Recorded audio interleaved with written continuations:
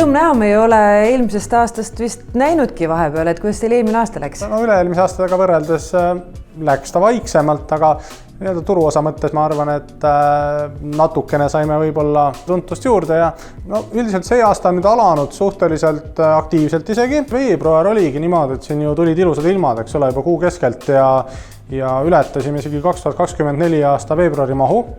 Nii et kindlasti ka hobiautodele, eks ole, meie toode on ju väga mugav, et sa tegelikult auto saad enda nimele.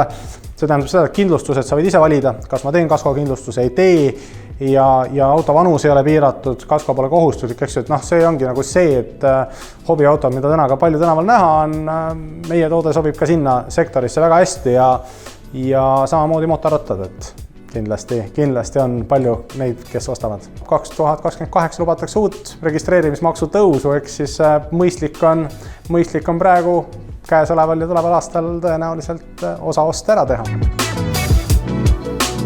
Meie üritame pigem just hoida neid tingimusi, et püsivalt see 6,9% intress fikseerituna kaskovaba ja auto kliendi nimele on nagu meie need märksõnad ja hoiame neid tingimusi ja pigem üritame neid just mitte muuta.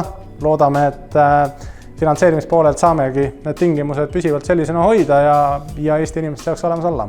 Nüüd kokkuvõttes võib öelda küll, et kes kaalub autot osta, müüa, vahetada, siis kevad on õige aeg.